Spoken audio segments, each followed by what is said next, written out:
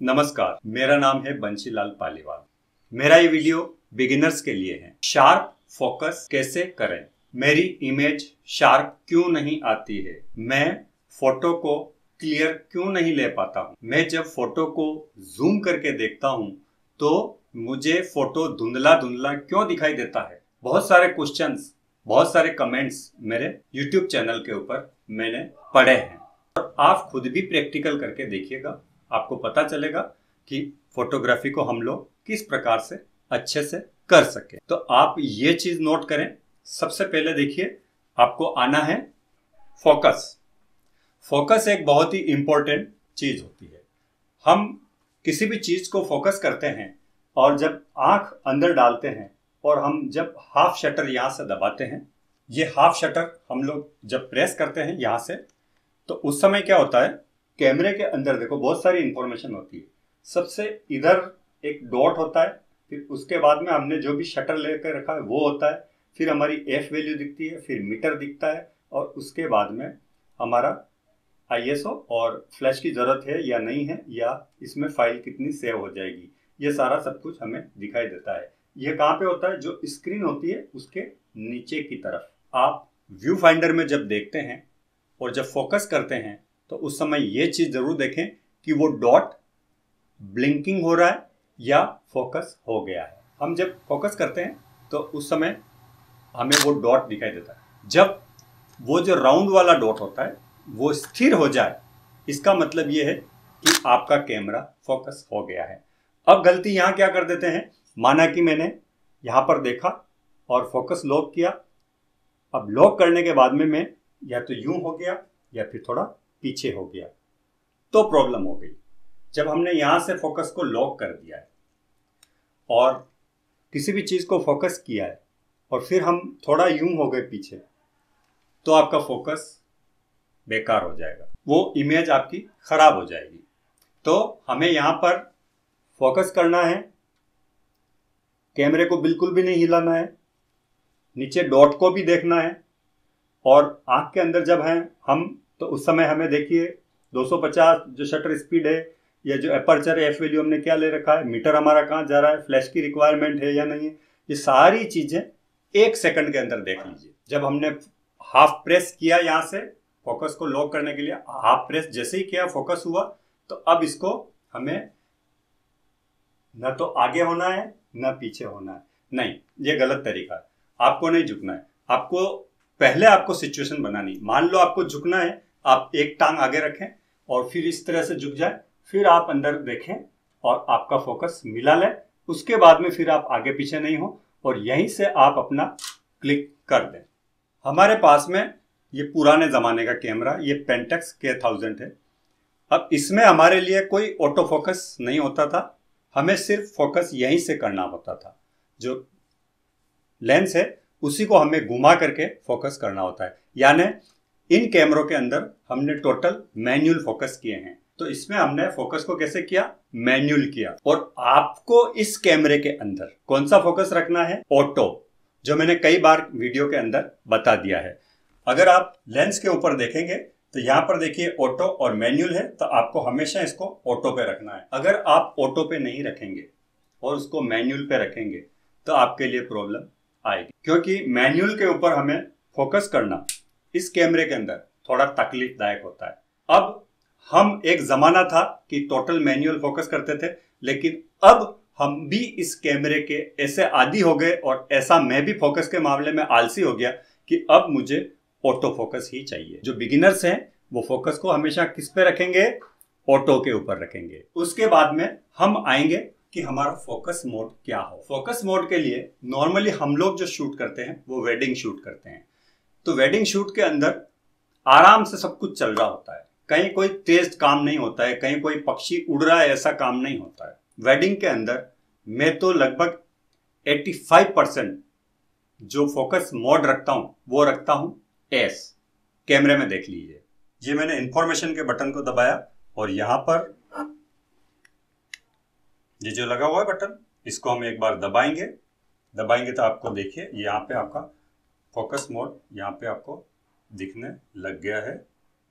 अब देखिए आप यहाँ पे अभी AFA है, यानी इसको हम हटा देंगे और हम कर लेंगे AFS, और हमारा जो फोकस मोड होगा वो भी हम सिंगल रखेंगे, यानी ये वाला डॉट, और AFS हम यहाँ से तय कर लेंगे। और अगर पीछे वाला इस डायलर को हम लोग घुमाएंगे तो ये देखिए क्या होगा, ऑटो एस। तो हमें ये भी एस पे कर लेना, AFS। तो आपको समझ में आया कि हमें मैन्युअल फोकस पे काम नहीं करना है, ऑटो फोकस पे काम करना है। वेडिंग के अंदर आराम से काम चलता है, तो आपको S, single servo, single focus point. अब देखिए एक महत्वपूर्ण विषय और आता है, इसके बाद में शटर। अब शटर स्पीड हम लोग क्या रखें? देखो शटर स्पीड का भी एक रोल होता है हमारा शार्प फोकस के अंदर। शार्प फोकस का मतलब ये होता है तेज तर्राक, अच्छा क्लियर, बिल्कुल जो हमारे जो नाक की और आंख की जो लाइनिंग होती है ना वो बिल्कुल क्लियर दिखे, और जो बाल जो दिखते हैं ना वो भी एकदम क्लियर ऐसे रेशे उसके दिखाई दे, उसको कहते हैं शार्प फोकस। तो शार्प फोकस के लिए शटर भी बहुत ही ज्यादा महत्वपूर्ण है। अब शटर में हमें क्या चीज और कैसे ध्यान करना है वो मैं आपको बताता हूं। आपने अगर 50 mm का लेंस लगा लिया, 50 mm का लेंस लगाने के बाद में आपको शटर स्पीड कितनी रखना है? 50 mm इसकी क्या होती है? फोकल लेंथ होती है। तो ये फिक्स फोकल लेंथ पे है, प्राइम लेंस है, तो हम इसकी शटर स्पीड को क्या करेंगे? जब 50 mm का लेंस लगा देंगे 100, यानी इसको इंटू 2 कर दे।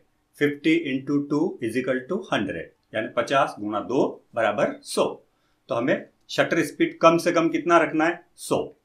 क्या हम 100 से नीचे कर सकते हैं? जी हाँ, आप कर तो सकते हैं, लेकिन एक समस्या आपके सामने आ सकती है, आपका फोटो में शेक आ सकता है। क्योंकि कैमरे का जो रूल होता है, कैमरे का जो नियम होता है वो ये है कि आपको शटर स्पीड आपकी फोकल लेंथ से दुगुना रखना पड़ेगी। अगर आप 18 140 वाला लेंस लगा के गए हैं तो आपकी फोकल लेंथ कैसे होगी? आपका अभी फोकल लेंथ कितना है? 18, तो शटर स्पीड कितनी चाहिए? ये एक इंपॉर्टेंट बात है।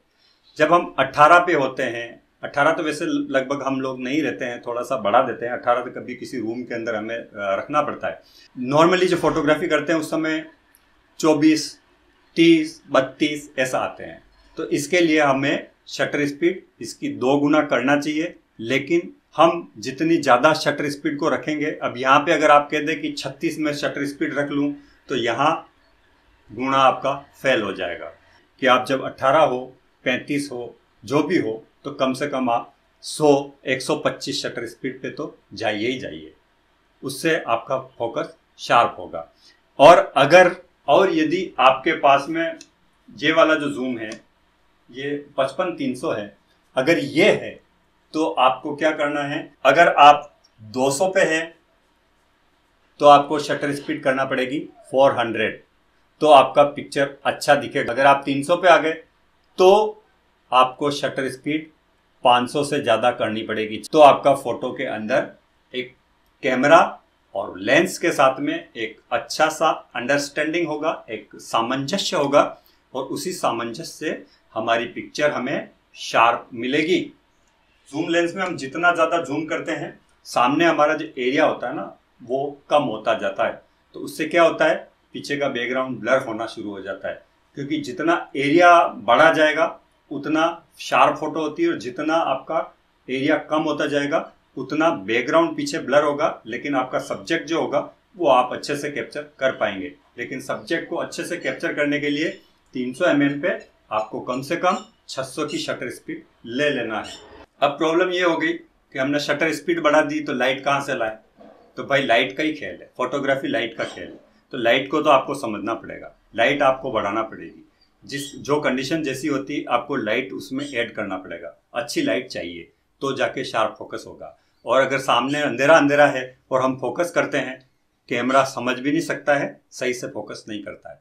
अब एक चीज होती है एपर्चर फोकस का, इस पे भी एक लफड़ा होता है। एक्चुअली मैंने ये लेंस जब लिया था मैं बड़ा खुश हुआ, मैंने कहा चलो अब 1.8 पे फोटोग्राफी करेंगे। मैंने समझदारी भी की, मैंने ये लेंस लगाया, एक कैमरा और भी था, तो उसमें वो नॉर्मल किट लेंस था, उससे हम लोग फोटोग्राफी कर रहे थे। और इसके अंदर मैंने क्या किया, 1.8 किया और मैंने कहा अच्छे ब्लर फोटो लेते हैं। अब अच्छे ब्लर फोटो लेने के चक्कर में हालांकि थोड़ी प्रैक्टिस की थी, लेकिन फिर भी जब फील्ड के अंदर गए, मैदान में गए, दुल्हन के फोटो ले रहे थे, पोर्ट्रेट फोटोग्राफी कर रहे थे, तो उसमें मैंने देखा ये आँख सही दिख रही तो ये थोड़ी फोकस आउट है, कोई कान का जो उसका गहना है, नाक का जो गहना है वो अच्छा दिख रहा है तो कान के गहने फोकस आउट हो रहे हैं, या गले का हार अच्छा दिख रहा है तो यहाँ से नाक के यहाँ से ये जो होठ वगैरह ये मुझे फोकस आउट दिख रहे हैं। तो मैं थोड़ा सा कंफ्यूज हुआ, उन फोटो को देख करके मैं निराश भी हुआ, लेकिन फिर मैंने सोचा, समझा और इस लेंस का इस्तेमाल करना सीखा। तो 1.8 एपर्चर की जगह हम लोग अगर 2.8 एपर्चर ले लेते हैं तो यहाँ पर एक समझदारी हो जाती है, क्योंकि एक फर्क पड़ता है। आप कोई सा भी लेंस लाएं, उसको पूरा ओपन करके जब फोटो लेंगे ना तो उसमें आपको इतना मजा नहीं आएगा जितना आप एक दो बार दबा देंगे उसको, थोड़ा सा एफ वैल्यू उसकी बढ़ा देंगे। 1.8 है तो आप 2.8 कर लीजिए, हालांकि 2.4 आता होगा इसमें बीच में, लेकिन आप 2.8 ले लीजिए। 2.8 एक स्टैंडर्ड है। तो जब मैंने अब मैं इस लेंस से 2.8 पे ही फोटोग्राफी करता हूँ। जो एपर्चर होता है हमारा, उसका भी एक बहुत ज्यादा महत्व होता है शार्प फोटो के अंदर। यानी जितना ज्यादा ओपन हम एपर्चर को रखेंगे उतना हमें थोड़ा सा शार्प में थोड़ी सी दिक्कत आएगी, लेकिन यहाँ हम समझदारी ये कर सकते हैं, अच्छा शार्प फोटो लेने के लिए हम कम से कम 11 पे चले जाएं, 10 पे चले जाएं, 9 पे चले जाएं, 8 पे चले जाएं, 1 पे चले जाएं, 6.3, 5.6 ऐसे चले जाएं। आप अगर 3.5 करके फोटोग्राफ लेंगे तो आपको, क्योंकि इस लेंस की जो कैपेसिटी ना फुल ओपन होने की 3.5 है, लेकिन हम इसको जूम करते हैं तो ये 5.6 पे आ जाता है।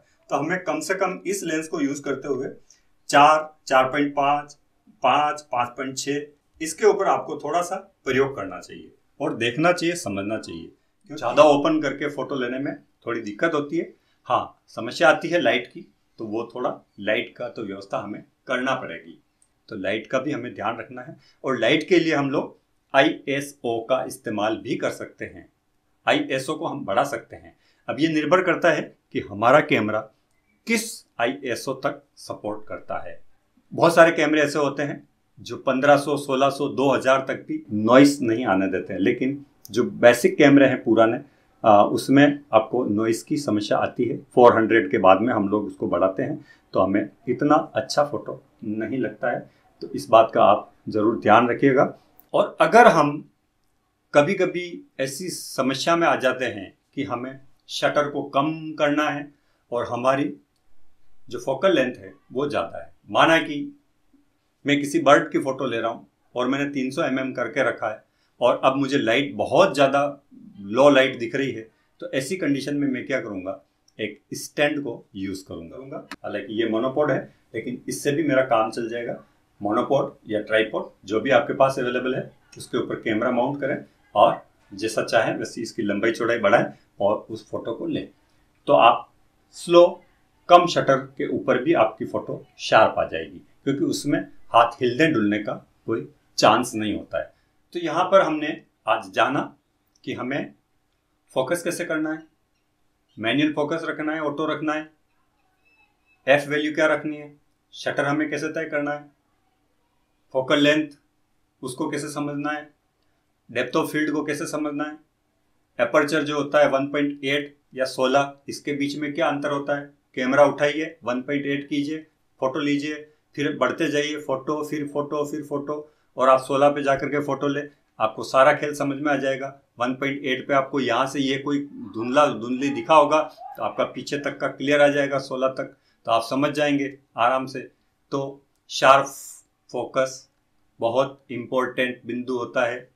फोटो के अंदर फोकस का एक महत्वपूर्ण स्थान होता है, और अगर फोकस हमारा सही नहीं आया है मीन्स फेल, सारा काम फेल, कोई मतलब नहीं। वो फोटो हम कितना ही फोटोशॉप कर ले, उस फोटो को हम करेक्ट नहीं कर सकते हैं। फोकस आउट वाला, अंडर एक्सपोज वाला फिर भी करेक्ट कर लेते हैं, ओवर एक्सपोज वाला तो मुश्किल होता है, करेक्शन नहीं होता है, लेकिन फोकस आउट वाले को फोकस कराना तौबा तौबा। नमस्कार, मिलेंगे फिर कभी किसी वीडियो में। जय हिंद, जय भारत।